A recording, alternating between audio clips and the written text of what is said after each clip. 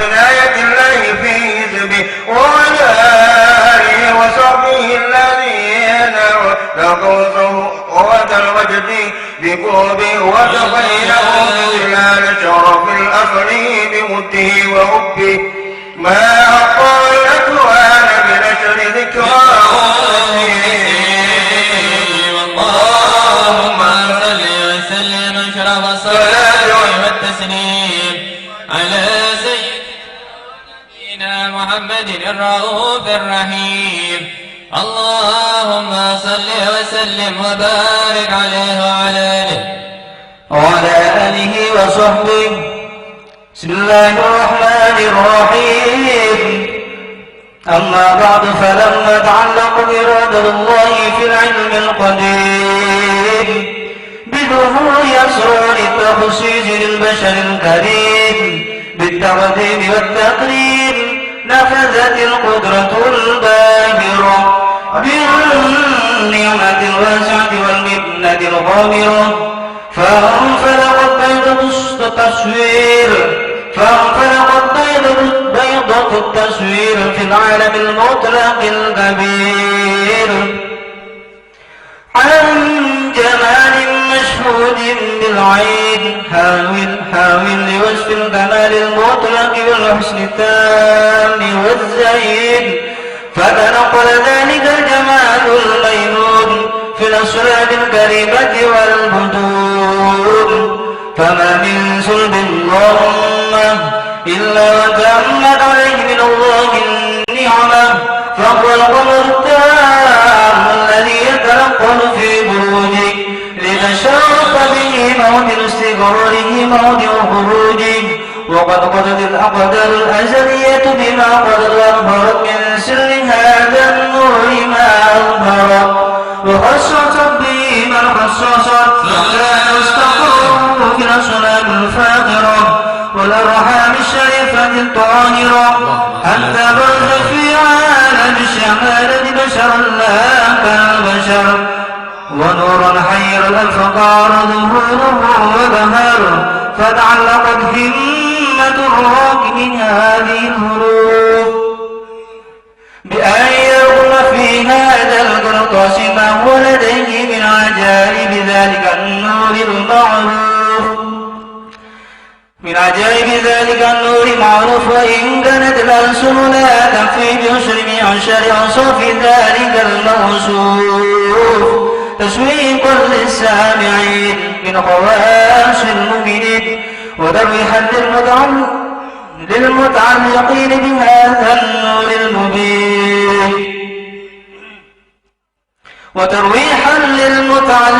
بهذا النور المبين وإلا فأنا تعرف الأقلام عن شرور خير الأنام ولكن هزني إلى تدوين ما حفظته من سر أشرف المخلوقين وما أكرمه الله به في مولده من الفضل الذي عم العالمين وبقيت رايته في القول منشورة على مر الأيام والشهور والسنين داعي التعلق بهذه العطرة الكريمة ولا عد التشوق إلى سماع أوصافها العظيمة ولعل الله ينفع بالمتكلم والسامع فيدخلني في شفاعة هذا النبي الشافع ويتروحان بروح ذلك النعيم. اللهم صل وسلم اشرف الصلاة والتسليم على سيدنا ونبينا محمد الرؤوف الرحيم. اللهم صل وسلم وبارك عليه وعلى آله. اللهم صل وسلم وبارك عليه. وقد آن من قلم أن يقض ما أرقته فيه الأناميل مما تفاته الفم من صفة هذا العبد المحبوب الكامل وشمائله التي هي أثر الشمائل وهنا حسن أن نثبت ما بلغ إلينا في شأن هذا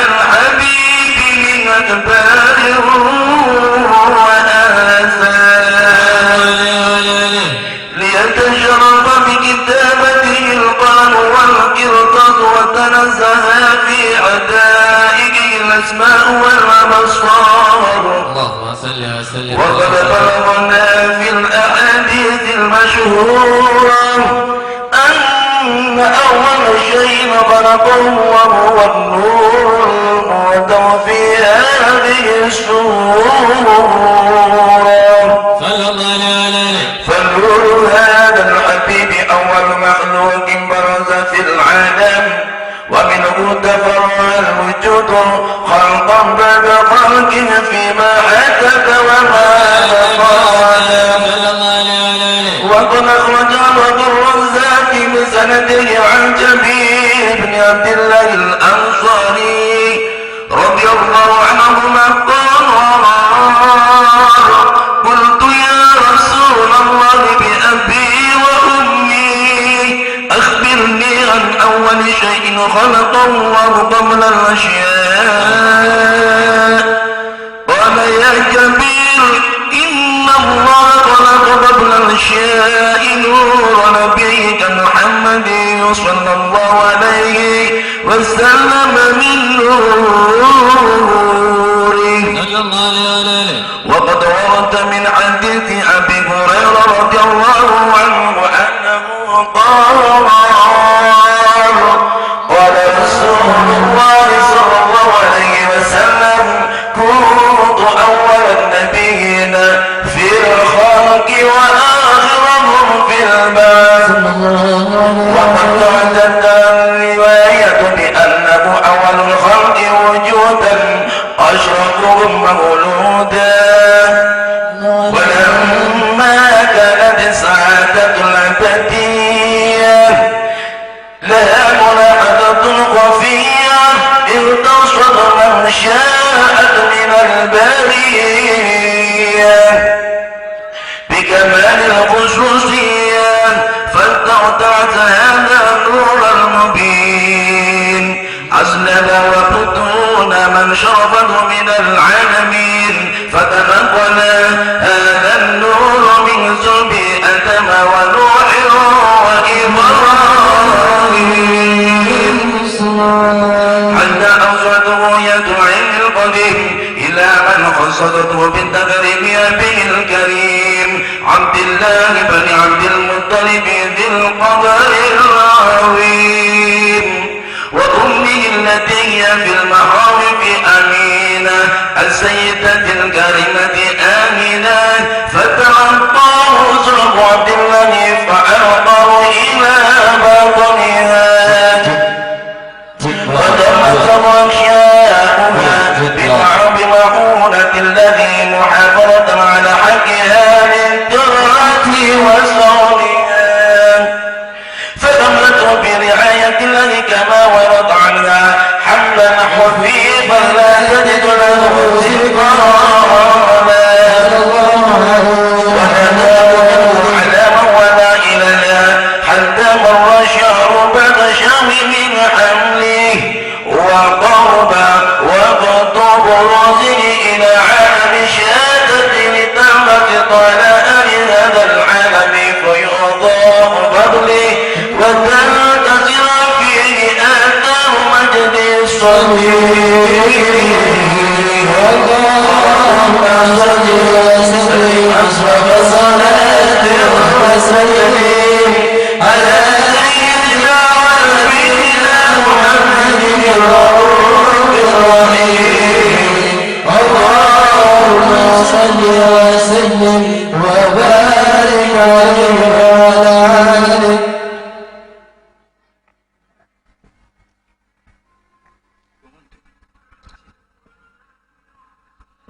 اللهم صل وسلم وبارك عليه وعلى آله صلى الله عليه وسلم.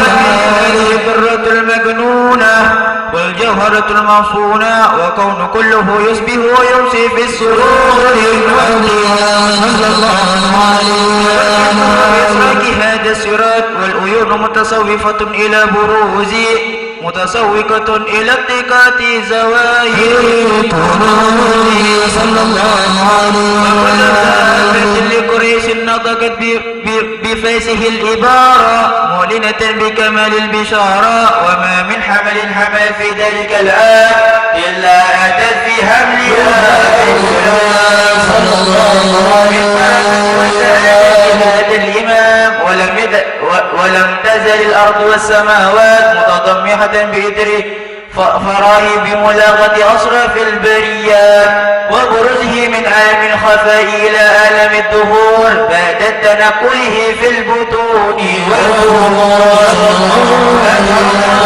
والبهجة التكريم وبسط في عالم الكبير مائدة تسريف وتهديم ببروز هذا البشر الكريم. اللهم صل وسلم والصلاة والتسليم على سيدنا ونبينا محمد الرؤوف الرحيم. اللهم صل وسلم وبارك عليه وعلى آله. اللهم صل وسلم وبارك عليه وعلى آله صلى الله عليه وسلم. حين قربان وجهاد الحبيب أعلنت السماوات والأرضون ومن فيهن بالترخيم صلى الله عليه وسلم. إلى الوجود تسد فألسنة الملائكة بالتبشير العالمين سبحان الله الحمد لله لا إله إلا الله الله أكبر سبحان الله الحمد لله لا إله إلا الله الله أكبر سبحان الله الحمد لله لا إله إلا الله الله أكبر. والقدرة كشفت جناح هذا المستور ليبرز نوره كاملا في عالم الدخور نورا فاق كل نور صلى الله عليه وسلم. الحكمة على من ندم الله عليهم نعمة من حواس الأمة أيد عند وجه أمة تأنيسا لجنابها المسعود ومشاركة لها في هذا الشمال صلى الله عليه وسلم. سيد مريم وسيد عائشة رضي الله عنها. وما عمر هو ابن العين من قسم الله له من السلف بالقسمة صلى الله عليه وسلم.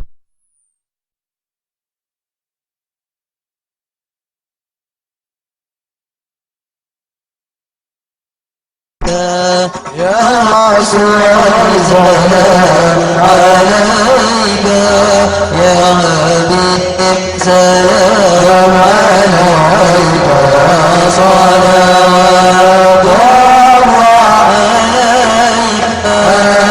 لنا البشرى بسعد مستمر ليس ينفع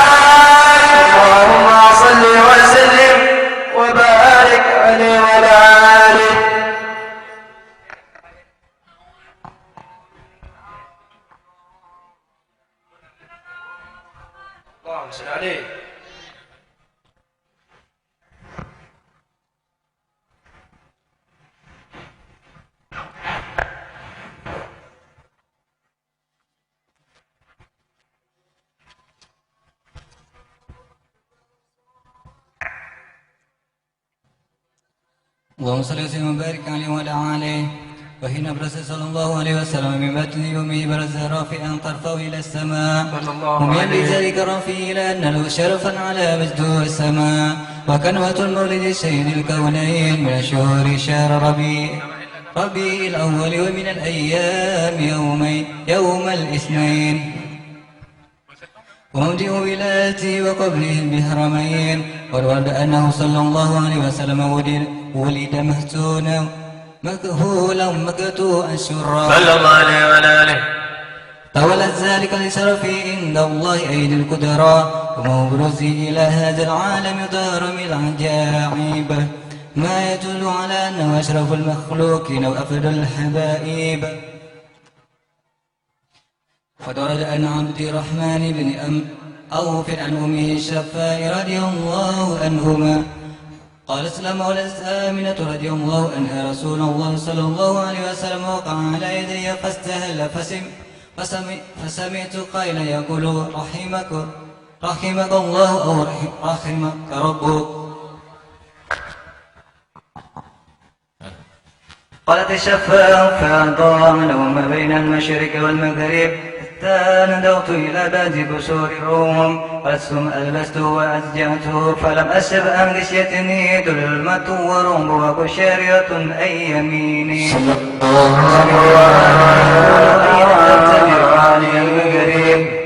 وأسف ذلك أني سمع ولني رعب والظلمة وبشارية أي يساري.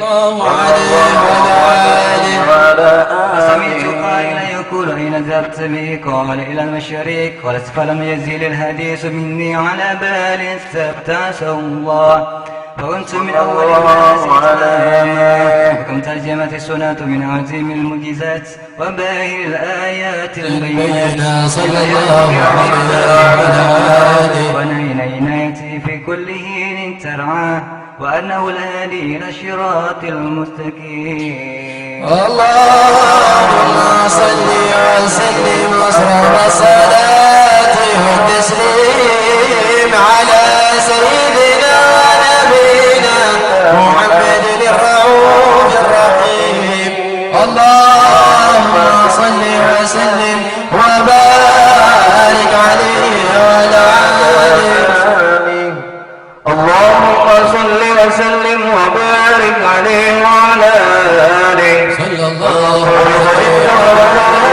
عليه وسلم من محاسن الأخلاق بما تذيب عن كتابته بطون الرواب. صلى الله عليه وسلم أحسن الناس خلقا وخلقا صلى الله وهو إلى مكارم الأخلاق سبقا وأوسعهم بالمؤمنين حلما ورفقا ورحمهما ولا يقول ولا يفعل إلا معروفا صلى الله عليه وسلم.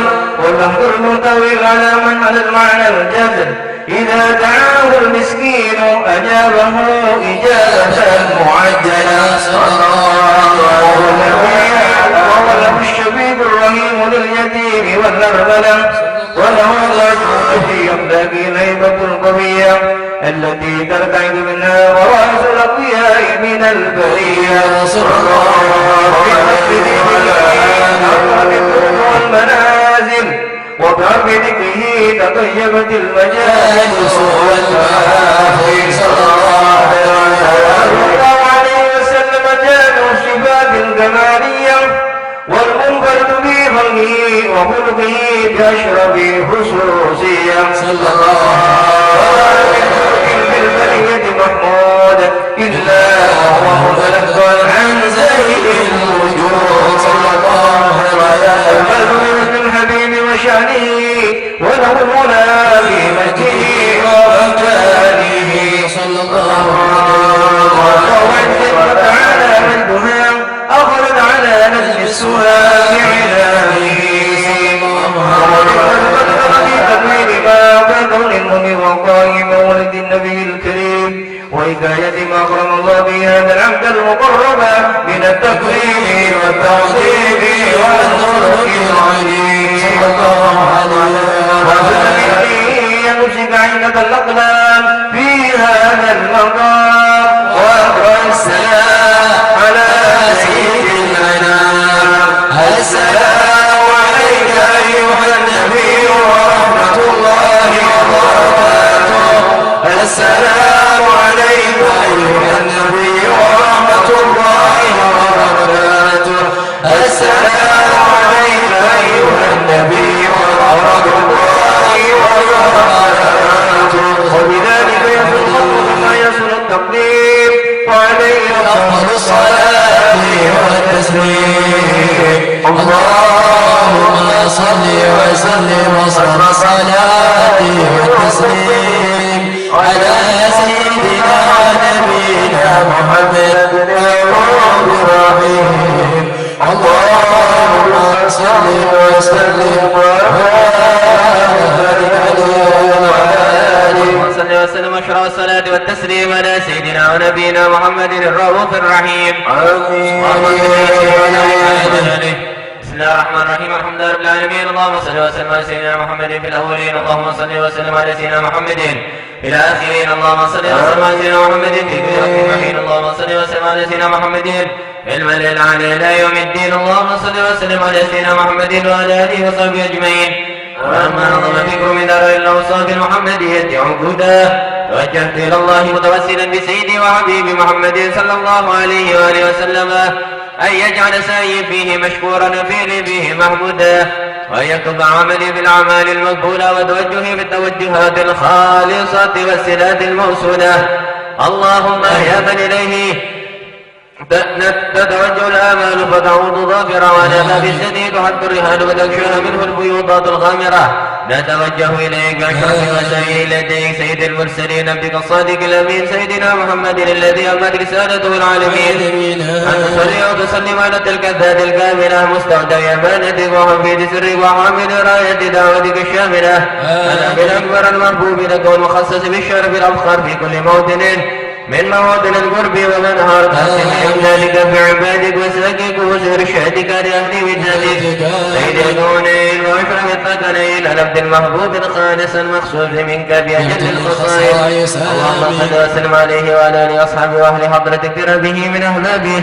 اللهم إنا نقدم إليك جاه هذا النبي الكريم ونتوسل إليك بشرف مقامه العظيم وسلام مرة في حركاتنا وسكناتنا بعين عنايتك وصفتنا في جميع أنوارنا وتقلباتنا بجميل رعايتك وحسن وقايتك وأن تبلغنا من شرف القرب إليك وإلى هذا الحبيب غاية آمالنا وتتكمل منا ما تحركنا فيه من نياتنا وأعمالنا وتجعلنا في حضرة هذا الحبيب من الحاضرين وفي طرائق اتباعه من السالكين ولحقك وحقه من المؤدين ولعهدك من الحافظين. اللهم إنا لنا أدمان في رحمتك الخاصة فلا تهرمنا وكن جميلة هي وسيلتنا إليك فلا تخيبنا. آمنا بك وبرسولك وما جاء به من الدين ووجهنا به إليك مستشفين أن تقابل المذنب منا بالغفران والمسيء بالإحسان والسائل بما سأل والمعامل بما أمل. أن تجعلنا ممن نصر هذا الحبيب وهزره وولاه وظهره وأما ببركته وشريف مجهده أولادنا ووالدينا وأهل قبرنا ووادينا وجميع المسلمين والمسلمات والمؤمنين والمؤمنات في جميع الجهات وأدم راية الدين القويم في جميع الأقطار منشورة ومعلم الإسلام والإيمان بأهلها معمورة معنا منشورة. واكشف اللهم كربة المكروبين واقض دين المدينين واغفر للمذنبين وتقبل توبة التائبين وانشر رحمتك على عبادك المؤمنين أجمعين. آمين. واغفر شر المعتدين والظالمين وابسط العدل بولاد الحق في جميع النواحي والأقطار وأيدهم بتأييد من عندك ونصر على المعاندين من المنافقين والكفار. واجعلنا يا رب بالحسن الحصين من جميع البلايا وبالحسن المكين من الذنوب والخطايا وأدمنا بالعمل بطاعتك وصدق في خدمتك قائمين. فإذا توفيتنا فتوفنا مسلمين مؤمنين واختم لنا منك بخير أجمعين. وصل وسلم على هذا الحبيب المحبوب للأجسام والأرواح والقلوب على آله وصحبه ومن إليه منسوب. آخر دعوانا الحمد لله رب العالمين. إن الله وملائكته يصلون على النبي يا أيها الذين آمنوا صلوا عليه وسلموا تسليما. اللهم صل وسلم وبارك عليه وعلى آله صلى الله عليه وسلم. دعواهم فيها سبحانك اللهم وتحيتهم فيها سلام. آخر دعواهم أن الحمد لله رب العالمين. الصلاة والسلام عليك يا سيد المرسلين. الصلاة والسلام عليك يا خاتم النبيين. الصلاة والسلام عليك يا من أرسلك الله رحمة للعالمين. ورضي الله عن أصحاب رسول الله أجمعين. الفاتحة. الله جعلنا وإياكم المتقين الثابتين على القدم القويم وبصحبة الرسول الكريم يدخلون باسم أهل المفلحين ويمن بشفاء ولطف لنا خاصة ولإخواننا المؤمنين عامة ويجعلنا من الراشدين المهديين الهادين المهديين. ومن حضر هذا الجمع يكتبه الله من المتقين الصالحين. وأن الله يحيي القلوب بما هي به قلوب العارفين ويكتبون في ديوان عباد المتقين. وأن الله يثبت قلوبنا ولسنتنا على ذكره ومحبته ويصلح لنا الأحوال ويتقبل منا الأعمال ويبلغنا منازل الرجال إلى حضرة النبي محمد صلى الله عليه وآله وصحبه وسلم. الفاتحة. نعوذ بالله من الشيطان الرجيم. بسم الله الرحمن الرحيم. الحمد لله رب العالمين الرحمن الرحيم مالك يوم الدين. إياك نعبد وإياك نستعين. صراط الذين أنعمت عليهم غير المغضوب عليهم ولا الضالين آمين. السلام عليكم ورحمة الله وبركاته. بسم الله ما شاء الله لا يسبق الخير إلا الله. بسم الله ما شاء الله لا يسبق السوء إلا الله. بسم الله ما شاء الله ما كان من نعمة فمن الله. بسم الله ما شاء الله لا حول ولا قوة إلا بالله. والحمدلله والصلاة والسلام على رسول الله سيدنا محمد عبد الله وعلى آله وصحبه ولا حول ولا قوة إلا بالله. أما بعد.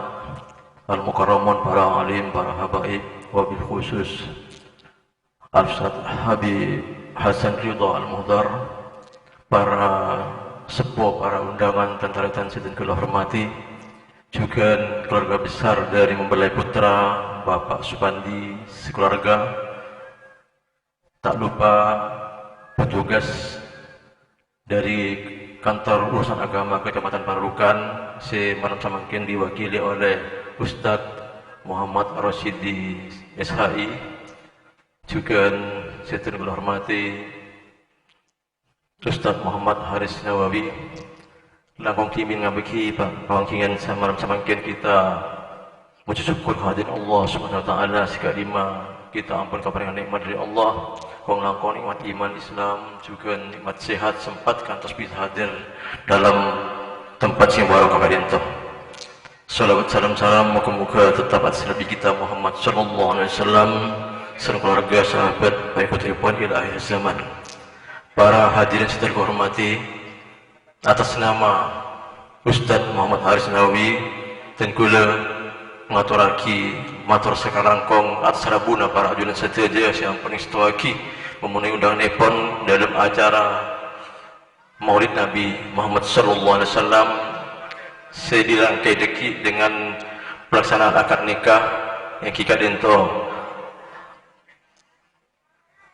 Nanda Muhammad Arifin bin Pak Supandi dari Kalibagor, sarang putripun Ustadz Haris Nawawi kikento Chandrawati Haris Nawawi. Kalaban pemenuhan doa selain kita menyaksikan, mari kita doakan bersama-sama, mudah-mudahan mempelai berdua nantinya akan menjadi pasangan yang sakinah, mawaddah warahmah, kapayan putra-putri soleh soleha, si aku nada agama negara terbangsa kong-langkong rek sepodoipun terlingkungan, amin ya rabbal alamin. Seterusipun kangkui pelaksanaan prosesi akad nikah, dan kula sepenuhnya menyerahkan petugas dari kantor urusan agama Panarukan.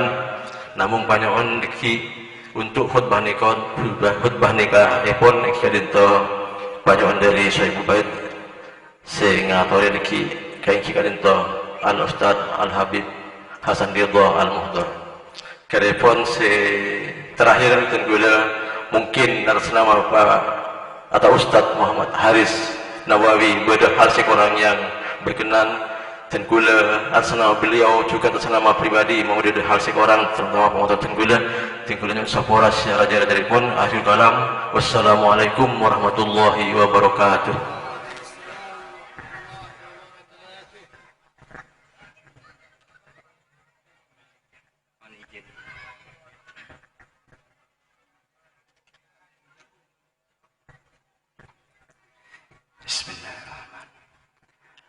Assalamualaikum warahmatullahi taala wabarakatuh. Alhamdulillah rabbil alamin. Wassalatu wassalamu ala asyrafil anbiya wal mursalin sayyidina wa habibina wa maulana Muhammad wa ala alihi wa sahbihi ajmain. Asyhadu an la ilaha illallah wa asyhadu anna Muhammadur Rasulullah. Al-Mukarram, para alim, para ulama, para habaib, para asatidz yang saya hormati, Habib Hasan Ridho Al-Muhdar, yang saya hormati seluruh pengurus Masjid Nurul Abrar, yang saya hormati Al-Ustaz Muhammad Haris selaku sahibul hajah, yang saya hormati keluarga besar Bapak Supandi yang datangnya dari Kalibagor, Kecamatan Situbondo, hadirin undangan sebetul kaulah amun jaki. Alhamdulillah, puji syukur kehadirat Allah Subhanahu wa taala. Sekadima betul kaulah sareng ajunan setajah paringi rahmat hidayah oleh Allah arupa kesehatan, kenikmatan kita sehingga bisa menghadiri undangan Ustaz Muhammad Haris Nawawi keluarga semata-mata ingin menyaksikan bersama sekaligus memberikan doa restu kepada mempelai berdua Ananda Muhammad Arifin dan calon istrinya Chandrawati Haris Nawawi. Mudah-mudahan dengan iringan doa nanti senantiasa Nanda berdua dijadikan keluarga yang sakinah mawaddah warahmah fid dunya wad dunya wal akhirah. Mudah-mudahan diridhai oleh Allah Subhanahu wa taala serta mendapatkan syafaat dari beliau Nabi besar Muhammad sallallahu alaihi wasallam. Salawat wa salam ngereng haturkan kepada junjungan Nabi besar Muhammad sallallahu alaihi wasallam. Mudah-mudahan kita semua yang berkumpul, lebih-lebih kepada Muhammad Arifin dan Mbak Chandrawati Haris Nawawi yang saat ini berbahagia, mudah-mudahan mendapatkan syafaat dari beliau Nabi besar Muhammad sallallahu alaihi wasallam sehingganya bisa menjalankan sesuai dengan sunnah-sunnah Rasulullah sallallahu alaihi wasallam. Amin amin ya rabbal alamin. Yang bertindak selaku wali pada saat ini, pada malam hari ini adalah Al-Ustaz Muhammad Haris. Insyaallah nantinya akan menikahkan sendiri putrinya Chandrawati Haris Nawawi kepada seorang laki-laki pilihannya yang bernama Muhammad Arifin bin Bapak Supandi dengan mas kawin sebagian alat sholat, ruko, sajadah, tasbih dan Al-Quran serta cincin emas seberat 2 gram. Mudah-mudahan mendapatkan barokah dan maunah dari Allah Subhanahu wa taala. Barakallahu laka wa baraka alaika wa jama'a bainakuma fi khair.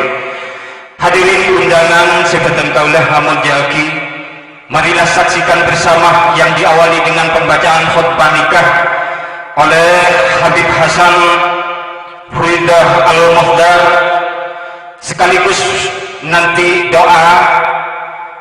Dan kami sendiri selaku petugas dari kantor urusan agama Kecamatan Panarukan menyaksikan dan mengesahkan pernikahan Nanda Muhammad Arifin bin Bapak Supandi beserta istrinya Chandrawati Haris Nawawi binti Ustaz Muhammad Haris Nawawi. Hadirin undangan sebetul kaulah amujaki, marilah saksikan bersama. Mudah-mudahan Nanda Muhammad Arifin diberikan kelancaran dalam mengucapkan ijab kabul serta diberikan kelancaran dalam mengarungi rumah tangga menjadi keluarga yang sakinah mawaddah warahmah fid dunya wad dunya wal akhirah. Waktu kami serahkan kepada Habib Hasan Ridha Al-Muhdar sepenuhnya.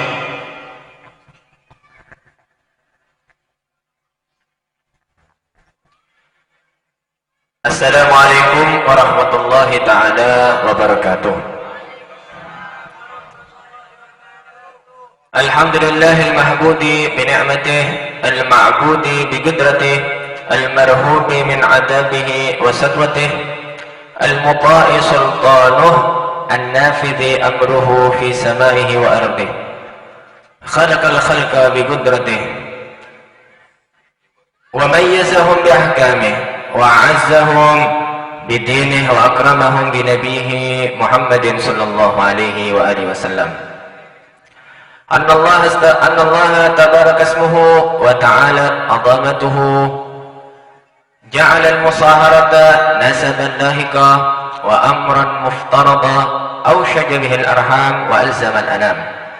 وقال عز من دائر وهو الذي خلق من الماء بشرا فجعله نسبا وصهرا وكان ربك قديرا. فأمر الله يجري إلى قضائه وقضائه يجري إلى قدره. فلكل قضاء قدر ولكل قدر أجل ولكل أجل كتاب. يمحو الله ما يشاء ويثبت وعنده أم الكتاب. أما بعد فإن الأمور كلها بيد الله يقضي فيها ما يشاء ويحكم ما يريد لا معقب لحكمه ولا راد لقضائه ولا مقدم لما أخر ولا مؤخر وقدم فلا يجتمع اثنان ولا يفترقان إلا بقضاء الله وقدر وكتاب من الله قد سبق. ثم إن الحمد لله نحمده ونستعينه ونستغفره ونعوذ بالله من شرور أنفسنا ومن سيئات أعمالنا. من يهد الله فلا مضل له ومن يضلل فلا هادي له واشهد ان لا اله الا الله وحده لا شريك له واشهد ان سيدنا محمدا عبده ورسوله ارسله بالهدى ودين الحق ليظهره على الدين كله ولو كره الكافرون. ايها الحاضرون yang dimuliakan oleh Allah Subhanahu wa taala, mempelai berdua yang berani untuk melaksanakan daripada syariatnya Allah karena mengharap daripada ridhonya Allah. Semoga antum berdua selalu mendapatkan keberkahannya Allah Subhanahu wa ta'ala. Rasulullah sekarang bangga kepada anda berdua, maka terus jagalah kebanggaan Rasulullah kepada anda berdua. Yang saya muliakan, keluarga daripada mempelai wanita Al-Ustaz Muhammad Haris Nawawi dan keluarga daripada mempelai pria Bapak Subandi sekeluarga. Yang saya muliakan daripada pengurus KUA Panarukan Al-Ustaz Muhammad Rashid.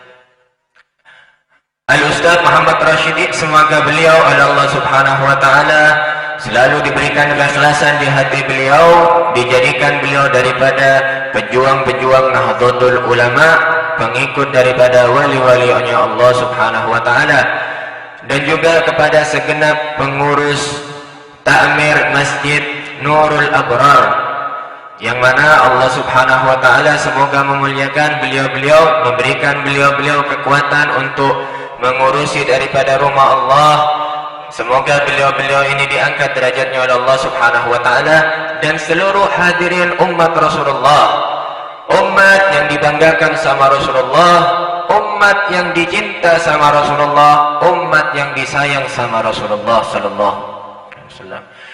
Hadirin, tidak ada satu nabi pun, tidak ada satu rasul pun kecuali mencintai umatnya.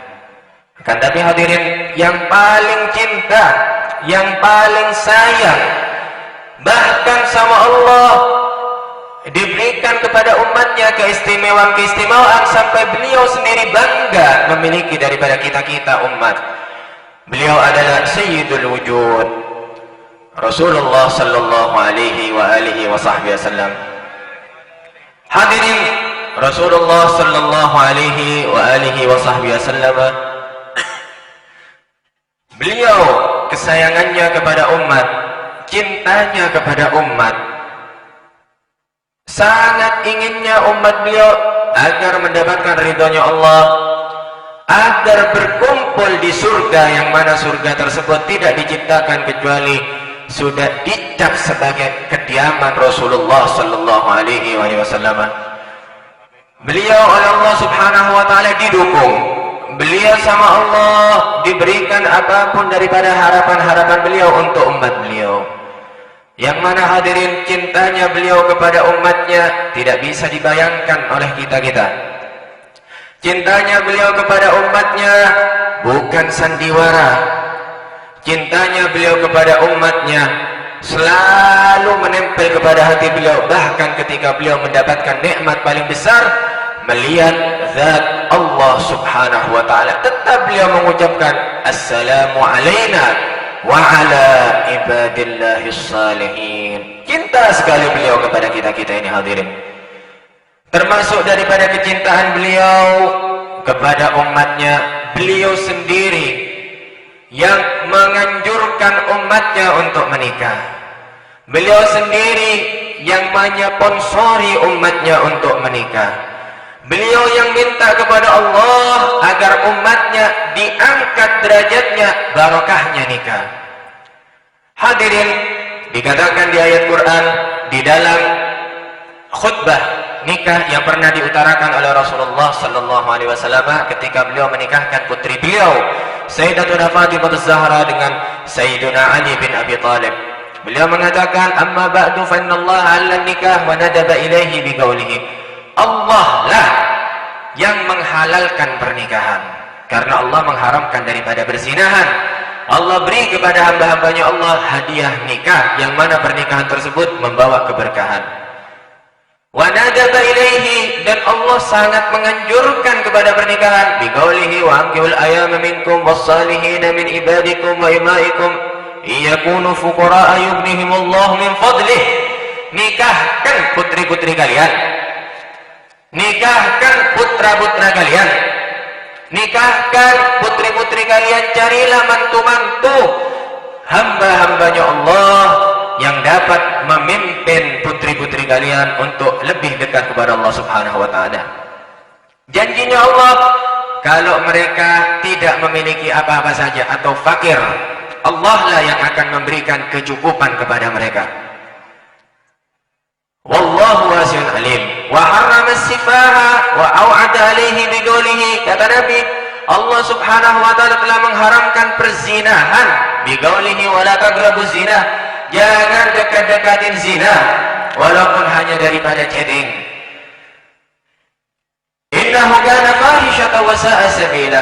Nikah ini, perzinahan tersebut merupakan hal yang keji, hal yang menyakiti kepada hati Rasulullah sallallahu alaihi wasallam, hal yang menyakiti kepada hatinya sesama manusia.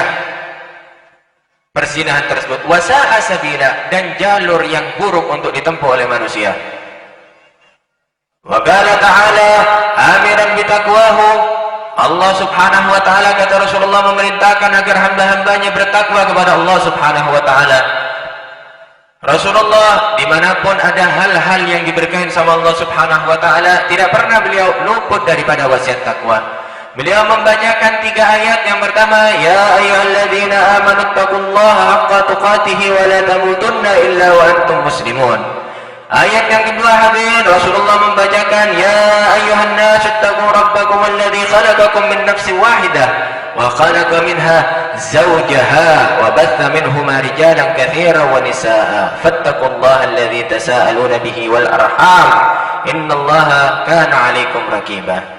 Kemudian Nabi juga mengutarakan ayat yang berbunyi ya ayyuhalladzina amanu taqullaha wa qulu qawlan sadida yuslih lakum a'malakum wa yaghfir lakum dzunubakum wa man yuti'illaha wa rasulahu faqad faza fawzan 'azima. 3 ayat ini hadirin Rasulullah utarakan karena berkaitan dengan proses pernikahan, yang mana Allah subhanahu wa ta'ala pasti memberkahi daripada hasil pernikahan.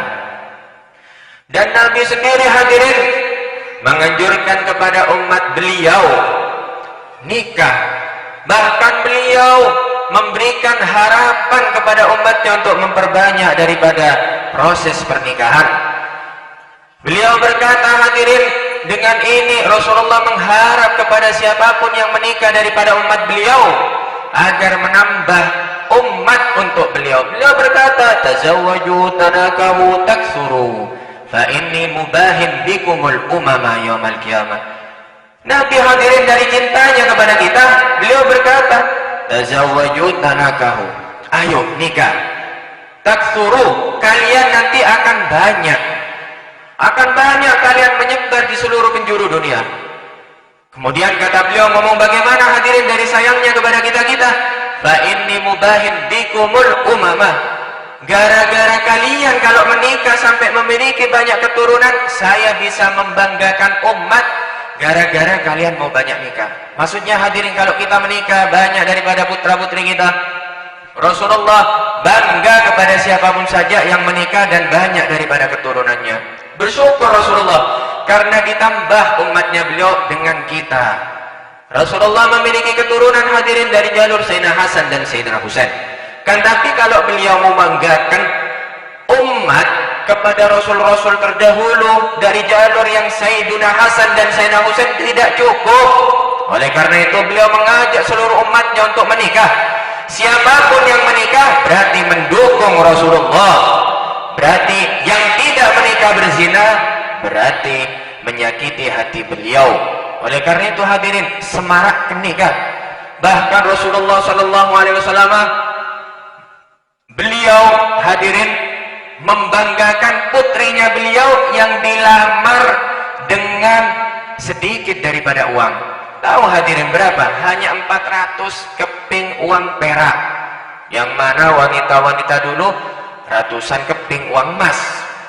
Ketika Rasulullah menikahkan putri beliau Sayyidatuna Fatimah Az-Zahra, yang dikatakan beliau pemimpin wanita ahli surga, dengan Sayyidina Ali bin Abi Thalib, beliau hanya bertanya kepada Sayyidina Ali, apa mahar yang bisa engkau berikan kepada Fatimah bintu Rasulullah? Sayyidina Ali dengan malu hadirin berkata dengan tahu, Rasulullah, saya tidak memiliki apa-apa kecuali baju besi yang saya pergunakan untuk perang membela Allah dan membela Rasulnya. Kata Rasulullah, jual wahai Ali, jadikan hasil penjualannya tersebut mahar untuk putri saya. Dikasih hadirin berapa? 400 keping uang emas. Kalau sekarang ini kira-kira ya sekitar 1 juta lah mungkin untuk melamar putri Rasulullah. Bukan sembarang manusia, putri Rasulullah. Dari ini hadirin, Allah dari atas langit memerintahkan malaikat Jibril turun kepada Rasulullah berkata, ya Muhammad, mahar Ali sedikit. Allah menawarkan, minta apa Fatimah? Bilang, minta apa Fatimah? Rasulullah nyampaikan, ya Fatimah, ada rezeki dari Allah. Allah langsung, kamu minta apa dari Allah? Allah kabul sekarang. Ya Rasulullah, saya tidak minta apa-apa dari Allah. Cukup pemberianmu Ali sebagai suami saya. Cukup sudah. Berkata Rasulullah kepada malaikat Jibril menyampaikan kepada Allah. Allah tetap memaksa. Sampai Rasulullah, ya Fatimah, ini Allah minta apa? Kemudian apa hadirin kata Sayyidatina Fatimah Zahra? Ini yang butuh kita contoh. Sayyidatina Fatimah Zahra sering mendengar cinta Rasulullah kepada kita hadirin. Kita wajib cinta. Beliau nih kalau doa malam, ummati, nangis, umat saya. Jangan diadab seperti Fir'aun. Jangan diadab seperti umatnya Nabi Saleh. Jangan diadab seperti umatnya Nabi Nuh. Jangan, ummati. Nangis. Kemudian Sayyidatina Fatimah Zahra berkata, wahai Rasulullah, wahai ayahanda, kalau memang Allah mengizinkan saya untuk minta, saya ingin minta catatan resmi, stempel langsung dari Allah, bahwasanya seluruh umatmu pasti masuk surganya Allah. Bilang hadirin, malaikat Jibril naik ke atas, bilang kepada Allah. Kemudian Allah menurunkan sobekan daripada kain. Kaget. Kalau bahasa Arabnya ini kaget. Kalau kaget itu bukan kertas hadirin. Dibuat dari kain khusus sama Allah. Janji Allah kepada Fatimah bintu Rasulullah, bahwasanya umat abamu semuanya akan masuk surga. Ini hadirin sama Sayyidatina Fatimah Zahra ketika beliau akan meninggal, beliau berpesan kepada Sayyidina Ali, wahai suamiku, kain ini yang saya lipat ketika saya meninggal, masukkan ke kain kafan saya. Sayyidina Ali bertanya, demi Allah, demi Rasulullah, apa ini wahai istriku? Sayyidatina Fatimah Zahra diam. Kemudian beliau menjawab, wahai suamiku, ini pesan, waktu saya menikah sama engkau ngasih mahar sedikit. Allah menambahkan mahar. Saya gak minta apa sama Allah, saya cuma minta ini tulisan. Ini di dalam janjinya Allah kepada saya, yang akan saya berikan pada Allah. Ya Allah, ini janjimu, bahwasanya engkau akan memasukkan seluruh umat ayah saya ke surgamu. Oleh karena itu hadirin, kalau kita tidak cinta kepada Nabi, malu kita, karena Nabi sangat-sangat cinta. Anda jangan putus asa karena Anda melakukan banyak kesalahan. Jangan, tetap hubungan kepada Rasulullah kita mesrakan dengan sholawat. Bohong kalau Anda tidak cinta kepada Rasulullah, Anda sekarang hadir maulid. Bohong kalau Anda tidak cinta kepada Rasulullah, baik yang ibu-ibu, baik yang bapak-bapak. Bohong kalau Anda tidak cinta kepada Rasulullah. Kalau Anda tidak cinta kepada Rasulullah, Anda pasti murtad, waliyadzubillah. Ini bukti Anda cinta kepada Rasulullah. Ayo kita dukung Rasulullah. Kuranginlah masalah zina-zina. Kalau bisa kita hilangkan, menikah. Rasulullah SAW hadirin menyponsori dengan putri beliau, sampai beliau berani berkata, abrokun nisa akhaffuhunna mahran. Paling diberkahinya wanita yang maharnya paling ringan. Baru ditulis sini seperangkat alat salat dan cincin emas 2 gram. Kalau dihargain hadirin, ada kira-kira 1 juta, ya kemungkinan lebih sedikit.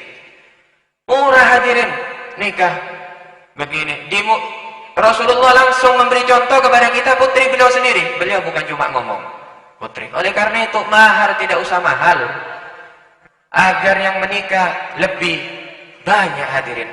Siapapun yang menikahkan, berarti dia mendukung daripada program Rasulullah untuk memperbanyak umatnya masuk ke surganya Allah Subhanahu wa ta'ala.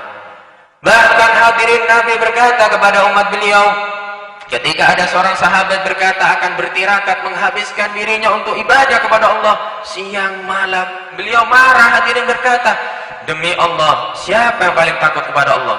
Siapa yang paling takut kepada Allah? Saya, kata beliau. Kan Nabi kata beliau, lakinni usolli, saya kalau malam sholat tahajud. Wa asumu, saya kadang puasa sunnah. Wa uftiru, kadang saya gak puasa sunnah, kalian lihat, kadang saya makan. Wa arkudu, di malam hari saya tidur, nanti ada waktu tertentu saya bangun tahajud, nanti saya tidur lagi, sebelum subuh saya bangun tahajud lagi, kemudian saya menunggu Bilal untuk azan subuh, Ibn Ummi Maktum untuk azan subuh, kemudian saya beranjak menuju ke masjid untuk sholat subuh berjamaah. Kemudian kata beliau, wa tazawwajun nisa, saya nikah bukan hanya satu istri, kata beliau. An-nisa jamaknya daripada mar'ah, nisa banyak daripada istri. 11 beliau menikah hadirin.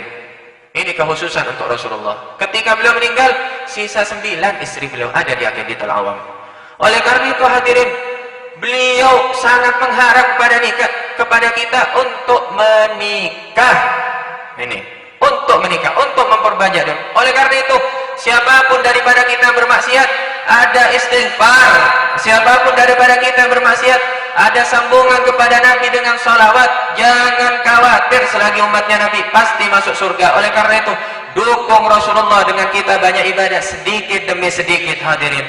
Semoga daripada kita yang masih belum bisa untuk menutupi daripada kewajiban-kewajiban kita, baik sholat, puasa, zakat, haji, semoga sama Allah diberi kemampuan dan diberi hidayah dengan kita selalu berhubungan mesra dengan Rasulullah melalui jalur sholawat dan maulid. Kemudian hadirin, sebagaimana amal daripada pendahulu-pendahulu kita, para habaib, para kiai di negeri Indonesia ini hadirin, mengajak kepada siapapun saja untuk beristighfar. Maka mari kita bersama-sama gulu jami'an bismillah. Walhamdulillah. Wassalatu wassalamu ala Rasulillah Sayyidina Muhammad ibn Abdullah sallallahu alaihi wa alihi wa sallam. Astaghfirullah min tarki salat wa min at-taqsir fi salat. Astaghfirullah min tarki zakat wa min at-taqsir fi zakat. Astaghfirullah min dhulmil khalq. Astaghfirullah al-azim wa atubu ilayhi.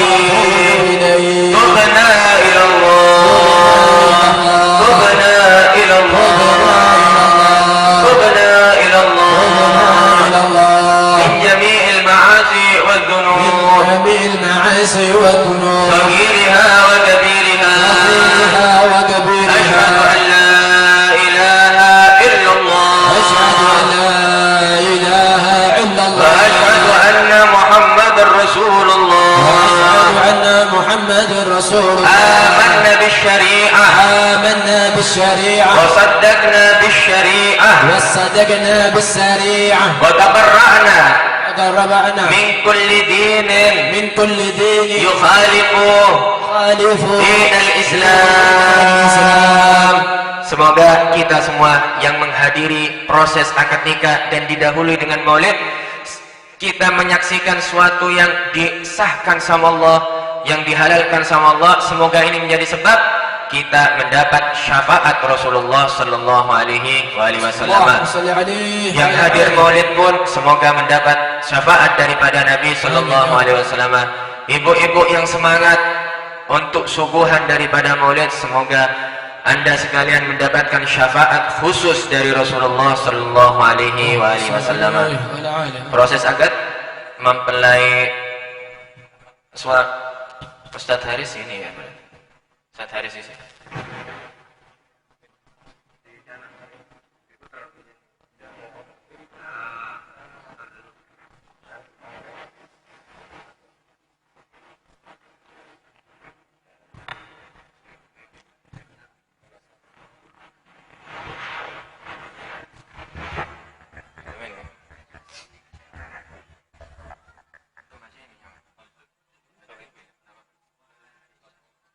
Habib yang baca apa saya?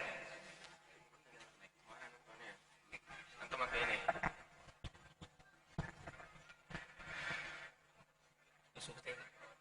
Saksikan hadirin, biar antum semuanya menjadi pendukung Rasulullah sallallahu alaihi wasallam. Ada corona ya, selamat ada. Bismillahirrahmanirrahim. Bismillahirrahmanirrahim. Alhamdulillahirabbil alamin.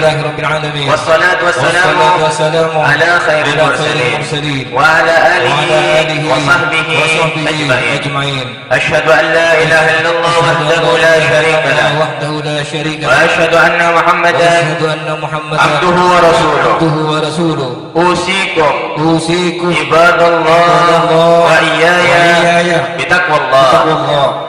فقد فاز المتقون. نستغفر الله ونتوب إليه من جميع المعاصي والذنوب صغيرها وكبيرها ظاهرها وباطنها قولا وفعلا. يا محمد عارفين bin Subandi أزوجك على ما أمر الله به من إمساك بمعروف أو تسريح بإحسان. Satu akad ya? Satu akad. Tidak tiga ya? Tiga akad. Angki tiga? Iya. Satu. Oh ya. Benar jawabnya nih. Ya Muhammad Subandi. Ya. Oh keliru. Ya Muhammad Arifin. Bin Ustadz Subandi. Zawajtuka. Makhtubataka. Binti. Chandrawati. Haris Nawawi. Bimahar. Seperangkat alat salat. Cincin emas 2 gram. Dibayar tunai. Qabiltu tazwijaha bil mahril madhkur. Ya Muhammad Arifin bin Ustadz Subandi. Angkah tuka makhtubataka binti Chandrawati Haris Nawawi. Bimahar seperangkat alat salat dan cincin emas 2 gram dibayar tunai. Qabiltu tazwijaha wa nikahaha bil mahril madhkur. Ya Muhammad Arifin bin Ustadz Subandi. Zawajtuka wa angkahtuka makhtubataka binti Chandrawati Haris Nawawi bimahar seperangkat alat salat cincin emas 2 gram dibayar tunai gabiltu tazwijaha wa nikahaha bil mahril madhkur. Alhamdulillah, proses sudah selesai. Yang nikah dapat barokah, antum saja saya nyaksiaki pendukung Rasulullah. Semoga bisa mimpi Rasulullah semua. Amin. Ini. Bismillahirrahmanirrahim. Alhamdulillahirabbil Allahumma shalli wa sallim ala sayyidina Muhammadin wa ala sayyidina Muhammad. Allahumma ya dzal jalali wal ikram, Allahumma alif bainahuma kama alafta baina Adam wa Hawa, wa alif bainahuma kama alafta baina Yusuf wa Zulaikha, wa alif bainahuma kama alafta baina Ibrahim wa Sarah, wa alif bainahuma kama alafta baina سيدنا ونبينا وحبيبنا محمد صلى الله عليه وسلم وخديجة الكبرى وألف بينهما كما ألفت بين الإمام المشارق والمغارب ليث بن غالب سيدنا علي بن أبي طالب وفاطمة الزهراء بنت رسول الله صلى الله عليه وسلم واجعل بينهما المودة والرحمة وارزقهما الطيب الكثير إنه على ما يشاء قدير وبالإجابة جدير صلى الله على سيدنا محمد وآله وصحبه وسلم والحمد لله رب العالمين. ويسر الفاتحة. أعوذ بالله من الشيطان الرجيم. بسم الله الرحمن الرحيم. الحمد لله رب العالمين الرحمن الرحيم مالك يوم الدين إياك نعبد وإياك نستعين اهدنا الصراط المستقيم صراط الذين أنعمت عليهم غير المغضوب عليهم ولا الضالين. Cium tangan mertuanya. 3 kali bolak-balik. Adatnya 3 kali soalnya.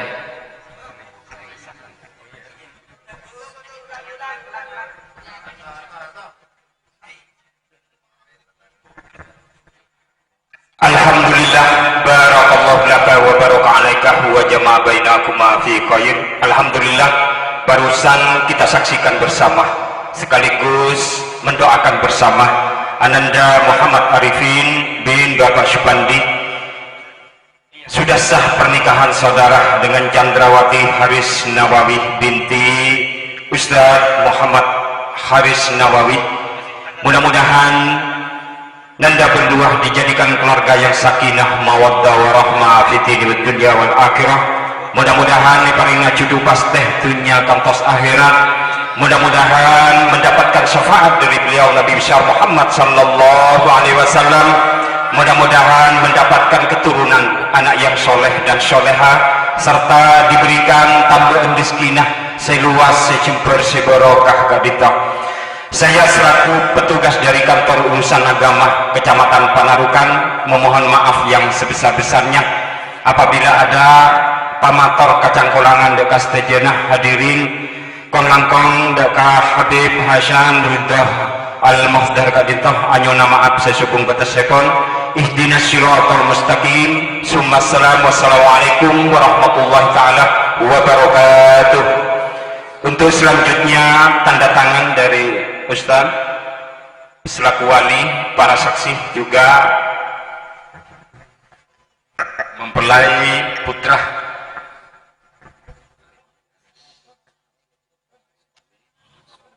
Barakallahu lakuma wa baraka alaikuma wa jama'a bainakuma fi khair. Barakallahu lakuma wa baraka alaikuma wa jama'a bainakuma fi khair.